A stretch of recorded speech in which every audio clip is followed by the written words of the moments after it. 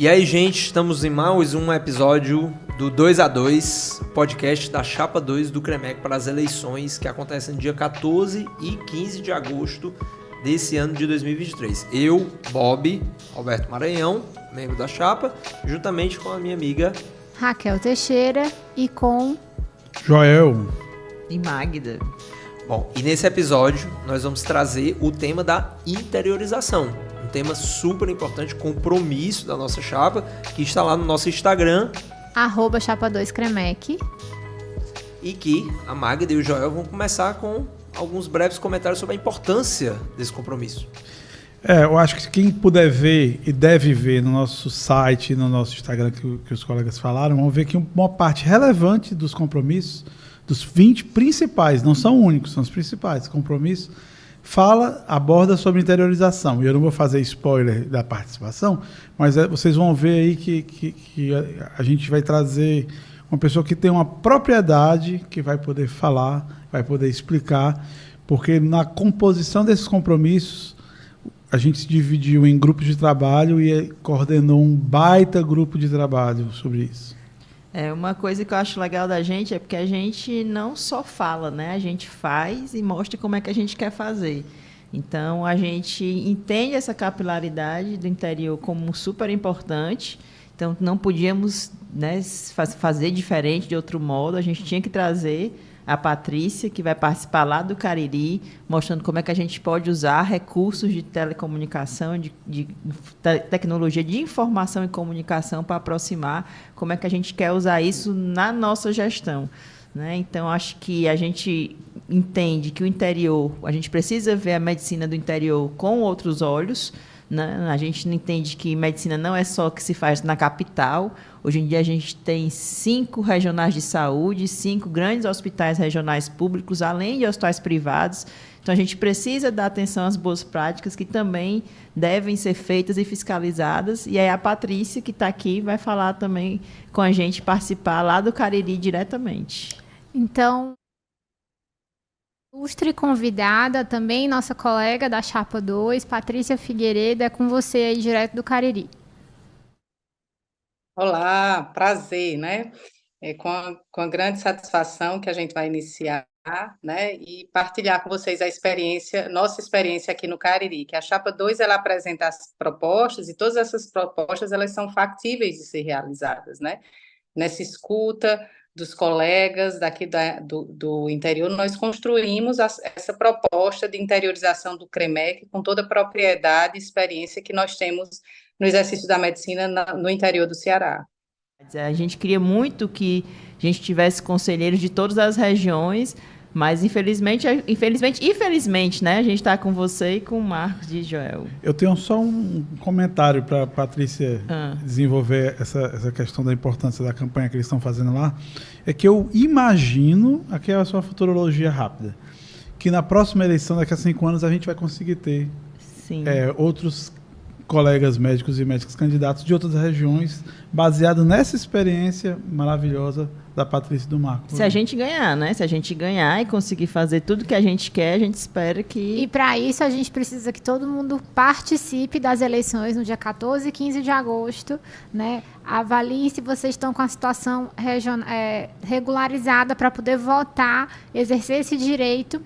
A eleição vai acontecer das 8 às 20 horas na segunda e na terça-feira, né, dia 14 e 15, mas a regularização tem que ser feita até o dia 7. Então, fiquem ligados. Se vocês não sabem se vocês estão ativos ou não, busquem nossas redes sociais, @chapa2cremec, e se informem do que vocês precisam fazer para estar regularizados. Pois é, Magda, eu te interrompi, mas pode... só para dizer que esse futuro é para o interior. É próximo. Eu queria ouvir da Patrícia, assim, como é que ela vê essa aproximação, o que é que a gente pode fazer de diferente em relação à atuação do CREMEC no interior. Ela já falou um pouquinho, né, a questão da fiscalização e como é que a gente pode estar atuando mais próximo ainda desse médico que está no interior. Pronto, a gente entender da representatividade, sabe, Magda, do número de médicos, né? Nós representamos 23% da população da categoria médica na região, no interior, então precisa dessa condição. A Chapa 2, ela, além das propostas, né, dessa aproximação, a gente tem isso de maneira como fazer essa aplicação, né?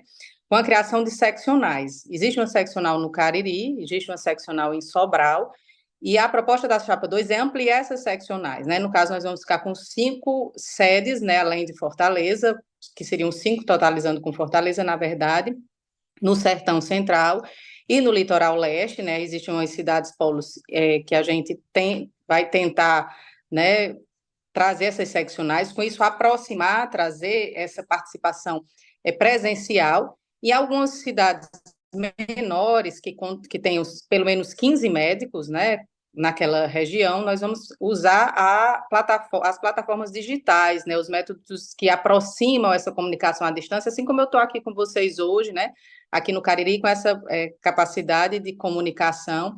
Então, vai ser criada um CREMEC virtual, né, para essas regiões, e com isso a gente vai aproximar essa conversa, essa fala, né. Então, quando de fato o médico precisar de alguma demanda que ele tenha, e a gente tem muita dificuldade realmente, assim, ao fazer denúncias, ao, né, necessitar, por exemplo, fazer denúncias de precarização de serviço de saúde, porque a gente percebe que nas regiões muitos postos, eles trabalham com condições, assim, quase subhumanas de trabalho, né, e a gente precisa também lutar por uma medicina de qualidade, oferecer um serviço de qualidade à população, independente de estar ou não centralizado na capital, né? Então, a região do interior, o Cariri e todas as outras cidades, por ser de menor porte, a gente também pode exigir condições melhores dos gestores de saúde, né?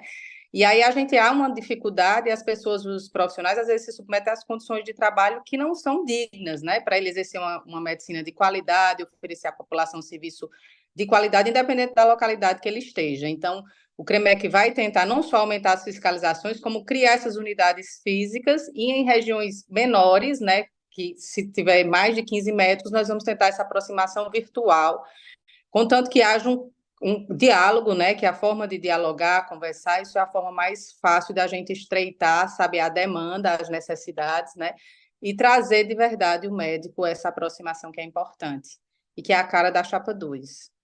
Excelente, Patrícia.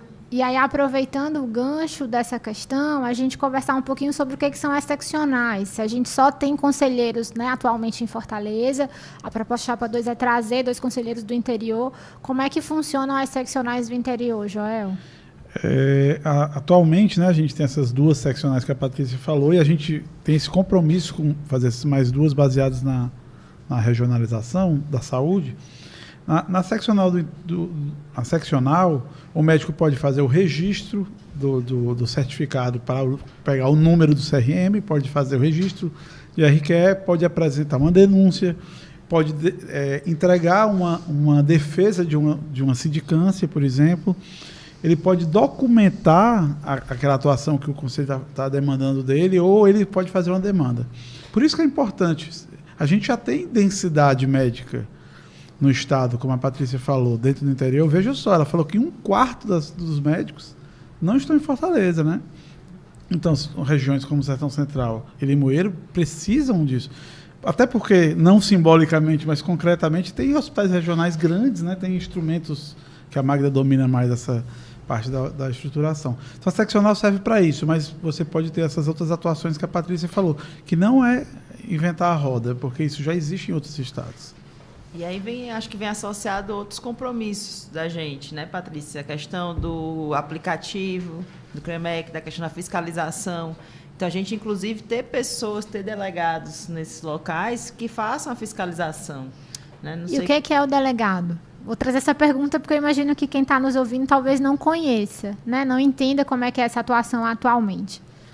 O delegado ele é de uma região menor do que a seccional, nas cidades do interior. Atualmente você tem delegados assim, do conselho, mas tem uma subutilização muito grande. Né? Subutilizado. Ele pode fazer uma parte desses trabalhos. Ele é representante do conselho, embora não seja conselheiro, mas ele pode fazer a fiscalização. É médico, né? Médico ou médica. E ele é um representante do conselho. É um pouco parecido com os comitês de éticas em hospital. E a gente precisa fazer uma melhor formação desse delegado para que ele possa atuar melhor, fazendo isso que a Patrícia falou, das necessidades. Então, ele é um representante, não sendo conselheiro, mas ele pode atuar e agilizar processos, por exemplo, de fiscalização, de denúncia. E aí vem a questão da educação continuada, né, Patrícia, também, Bob, Raquel, que a gente falou, né? Não só da questão da educação continuada no sentido de formação, né, de delegados ou de pessoas, mas a questão da telemedicina. A gente tem usado muito, né, a telemedicina, a telesaúde. Acho que o Cariri vai ser um grande piloto, porque é a região mais distante, né, da capital. Então, acho que uma das coisas também, outro compromisso da gente é a reativação da Câmara Técnica de Telemedicina. E eu acho que o interior vai ter um papel super importante nessa questão de como é que a gente vai trabalhar isso. Que eu não sei se o pessoal que está em casa nos ouvindo sabe, mas essa Câmara foi desativada. E pensar que nos últimos 3 anos, né, Patrícia? Eu sou endócrina, a Patrícia também. E a nossa especialidade é uma das que, como cuidadores de doenças crônicas, se beneficiou demais da telesaúde, né? Eu fiz uma mudança, transição do estado de São Paulo para Fortaleza em 2020 e eu continuo acompanhando alguns pacientes que eu tinha no meu consultório em São Paulo. Então, a gente precisa que o conselho, regionalmente, então, dentro do nosso estado, na realidade do nosso estado, balize essa atuação, para que isso possa ser feito de forma ética e ampliar. Né? A gente mora num estado que, na verdade, é um estado-país. Né? Um estado como o Ceará, na Tamanho Europa, seria um país. Exatamente. Né? Então, a gente precisa pensar grande nesse sentido, né? De que a gente precisa fazer chegar esses serviços de saúde e facilitar, encurtar as distâncias. A Patrícia está lá no Cariri hoje, porque uma viagem de lá para cá seria uma viagem de 8 horas, né? E que seria difícil. Então, assim, mesma coisa para o paciente que está no interior e precisa vir para um serviço de referência, talvez na capital ou no Cariri, se ele está lá no Sertão Central, a gente conseguir capacitar mais profissionais para a utilização ética, né, da telesaúde, a gente só tem a ganhar, junto com a gestão estadual e municipais de saúde. Eu acho que a Patrícia pode falar, a gente ouviu, Patrícia, algumas coisas do interior, você pode falar com muito mais propriedade, essa questão da publicidade médica, né, dos profissionais que não têm feito, que têm colocado publicidades que não são verdadeiras. Como é que é isso, assim, aí no interior, e como é que você acha que o Conselho pode atuar para proteger, né, os pacientes e a própria medicina? Assim, aqui na região há uma facilidade realmente nessas divulgações, né? Eu acho que muito mais do que na capital, mas eu acho que isso é uma prática do Brasil inteiro em algumas situações, mas aqui isso corre mais sem muita fiscalização, na verdade. Eu digo que um dos motivos até que me fez desejar participar proativamente da chapa foi dessa forma, né? Quando eu cheguei aqui na região, a gente tinha essa dificuldade, né, realmente de alguns profissionais que não tinham especialidade médica fazendo esse atendimento que não era correto, né, sem um registro devido no conselho. E, na verdade, às vezes a gente ficava solitário nessa luta, né, nessa luta da denúncia, nessa luta da dificuldade da gente apresentar esses profissionais de verdade, né, porque, assim, se o profissional ele quer oferecer um serviço especializado, ele precisa estar registrado devidamente no conselho, né? Fazer uma medicina baseada na ética, baseada na evidência, mas legalmente registrado. Isso acontece em algumas situações e nós temos dificuldade, né? Não existe um canal aberto de facilidade para isso, né? Dessas demandas, e a gente precisa, muitas vezes, orientar. Eu vejo que não há essa parte, né, da dificuldade das pessoas de fazer esse registro de verdade em algumas situações, e há alguma parte, principalmente nos jovens médicos, desorientação, assim, desinformação, na verdade, eu diria a palavra. Eu vi algumas situações pontuais de alguns alunos que, para a gente, aquela colocação, né, da ética, como não se fazia, a gente via os espelhos dos nossos mestres, né, a gente não precisava explicitar tanto, né, como seria essa questão da ética.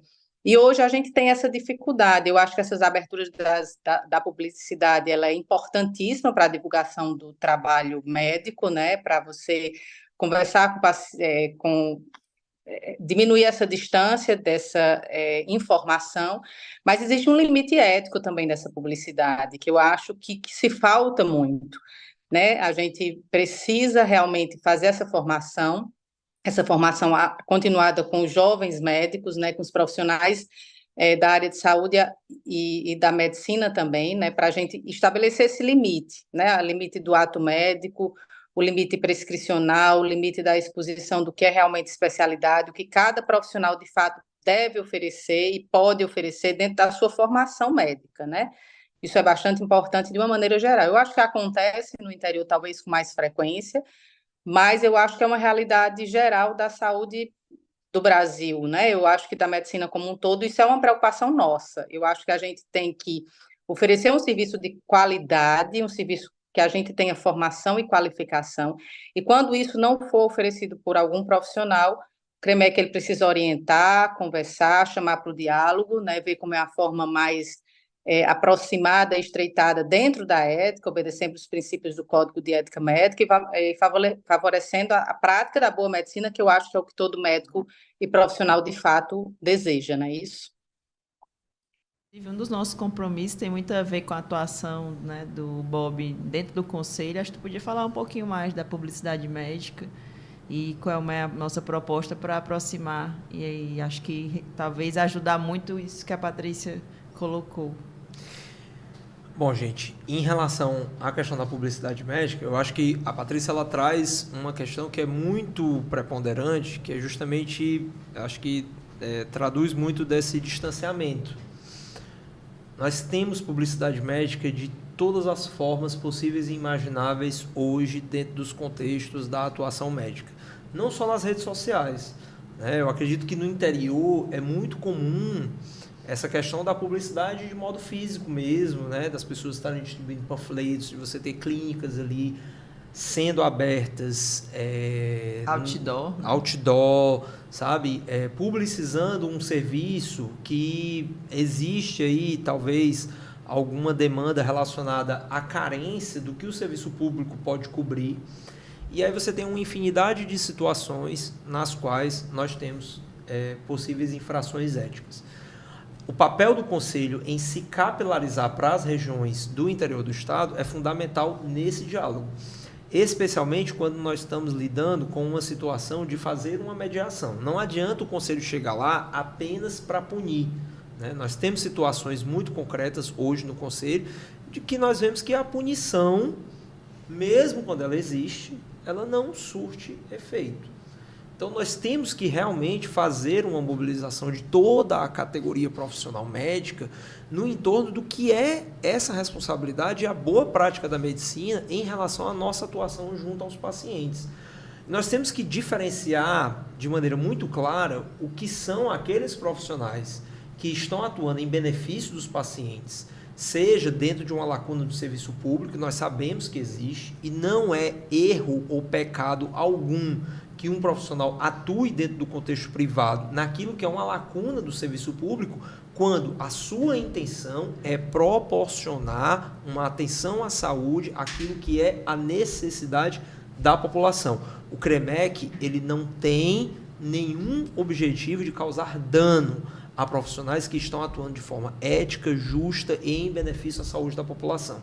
Mas sim, precisamos atuar de uma forma incisiva e capilarizando e juntando esforços com toda a categoria profissional para inibir atuações que nós literalmente vemos como causadoras de dano, não só à saúde da população, mas como a toda a imagem da categoria profissional. Uma das coisas que são prerrogativas do Conselho Federal de Medicina e dos Conselhos Regionais é o zelo pela imagem da medicina a nível nacional.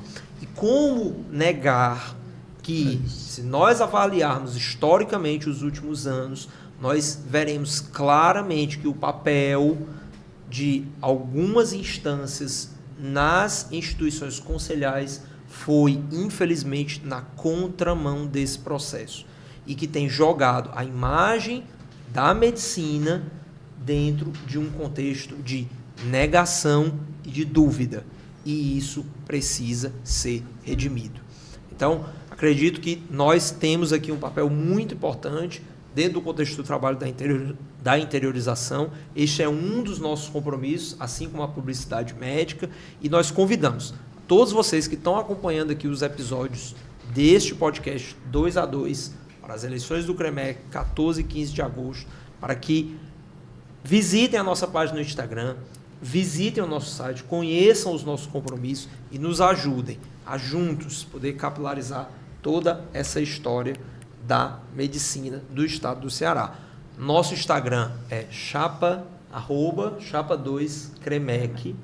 Nós já temos mais de 2.000 seguidores e esperamos que até o final dessas eleições possamos abranger muitos mais milhares de médicos e médicas do estado do Ceará. E então a gente está se encaminhando para o final de mais um episódio. Patrícia aí do Cariri, dá a sua mensagem final para a gente. Raquel, antes da mensagem final, uma coisa que é importante, eu acho que as pessoas não estão, na hora da votação, além de conferir se o seu registro no conselho está regularizado, é importante você conferir o e-mail, você vai receber um link por e-mail, conferir se seu e-mail, ele está, o e-mail pessoal, certo? E se está a liberação para receber comunicados informativos, isso é importante.